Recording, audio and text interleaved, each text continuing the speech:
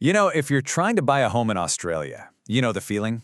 The goalposts just seem to be moving all the time. Just when you think you're getting close, the market leaps ahead again. Well, today, we're diving into new forecasts that suggest this squeeze is about to get even tighter. Let's break it down.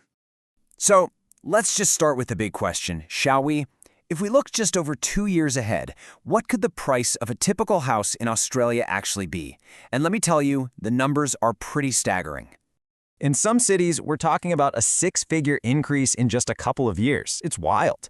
According to Westpac's latest forecast, the median house price in Perth is projected to jump by more than $134,000. And it's not the only one. Melbourne is right there with it, forecast to see a surge of over $128,000. So what exactly are we looking at across the country? I mean, these aren't just numbers on a page. They represent a fundamental shift in affordability, and they're pushing that dream of owning a home further and further out of reach for so many. So let's unpack these forecasts city by city. Okay, what's really fascinating about this slide is just the sheer scale of it all. You can see Perth leading the pack, but look at Melbourne, Sydney, and Brisbane all staring down the barrel of six-figure increases. If these forecasts are right, Sydney, Melbourne, Brisbane, Perth, and Adelaide will all have a median house price well over the $1 million mark. That is a whole new reality for the vast majority of our capital cities. So yeah, those numbers are pretty eye-watering. Which brings us to the crucial question, why? What's the engine that's driving this incredible price surge? Well, it turns out it's a really powerful combination of things, and it all starts on the demand side of the equation. A huge part of the story this year has been interest rates. You see, the Reserve Bank cut the cash rate 3 times in 2025. Now, this didn't just make people feel more confident about borrowing. It literally put more money into their pockets by boosting how much they could borrow in the first place. And here's what that actually looks like in the real world. Analysis from CanStar shows that a single person on an average full-time wage can now borrow an extra $35,000. That is a significant boost.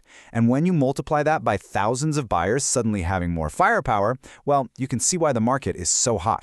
More borrowing power obviously means more loans. And yep, we can see that right in the bank's own numbers. Data from APRA shows the big 4 banks, Commonwealth Bank, Westpac, and NAB, all growing their mortgage books. Commonwealth Bank alone saw its residential mortgage books swell by $4 billion in the single month of October. That's just one bank in 1 month. Let's just pause on that for a second. The total value of housing loans across the country is now almost $2.4 trillion. This isn't just a market, it's a massive economic force. But with all this money chasing property, it raises a really crucial question.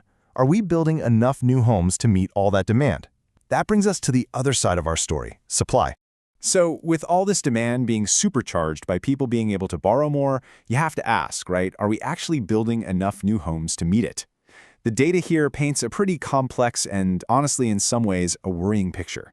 At first glance, the numbers look promising. The Australian Bureau of Statistics reported a 15.2% rise in total dwellings approved in November 2025. That sounds great, doesn't it? But, and this is a big but, when you look a little closer, you see that the headline number really doesn't tell the whole story. Okay, so this is the crucial point right here. When we dig into that 15.2%, we see this massive divergence. Approvals for private standalone houses, the kind many families are looking for, rose by just 1.3%. Meanwhile, approvals for other dwellings, think apartments and townhouses, shot up by a staggering 34.1%. This is a critical mismatch between what's being built and what many people actually want to buy.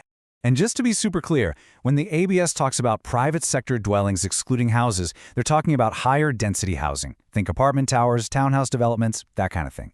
This is a really key part of the puzzle, because while these homes are absolutely important, they don't necessarily meet the demand for that traditional family home with a backyard, which is still in really short supply. And that brings us to another layer of complexity. See, this isn't one single Australian property story. It's more like a patchwork of very different markets. And each one has its own unique pressures and trends. Let's take a closer look at how this all plays out state by state. The Westpac forecasts really highlight this divide. Look at the predictions for 2025. Perth and Brisbane are expected to see prices jump by a massive 14%. Now compare that to Sydney at 6% and Melbourne at just 5%. The heat is clearly concentrated in certain areas, creating very different experiences for buyers depending on where they live. And here's where it gets really, really interesting. Let's compare those price forecasts with the latest building approvals data. While approvals are rising strongly in Queensland, New South Wales, and Victoria, look at Western Australia. Despite being the hottest market for price growth, total dwelling approvals there actually fell by 14.1% in November. That's a major disconnect, and it suggests that the supply problem in Perth is only going to get worse, which just pours more fuel on the price fire. So what does all this mean for the average person just trying to buy a home? It means we are in the middle of what you could call the Great Australian Squeeze. On one side, you have soaring prices and fierce competition fueled by easier credit, and on the other, you have a supply of new homes that just isn't keeping up. It's a perfect storm for anyone trying to get into the market. This quote from Sally Tyndall at CanStar, it really captures the feeling on the ground. For anyone in a city like Perth trying to save a deposit, the idea that the median price could rise by over $134,000 in just 2 years is, well, it's a tough pill to swallow. It must feel like you're running a race where the finish line just keeps moving further and further away. But not everyone sees runaway growth forever. Tim Lawless from CoreLogic suggests that the market might be losing some of its momentum. He points to a leveling out, which could signal a softer, less aggressive market heading into 2026. Now, that's not a price drop, but it might just offer a little glimmer of hope that the relentless pace of these price hikes could finally ease up a bit. And that brings us right back to the core takeaway. No matter how you slice this data, the fundamental problem is this simple, powerful imbalance. Demand, which has been supercharged by people being able to borrow more, is simply running way ahead of our ability to supply the right kinds of new homes. And until that changes, the pressure on prices is likely to continue. And all of that leaves us with one final, really crucial question. For those struggling to get into the market, it can feel like every time they get close, the goalposts move again. With six-figure price rises on the horizon, we have to ask, is the great Australian dream of homeownership becoming a ladder that's not just being pulled up, but is maybe being dismantled, rung by rung?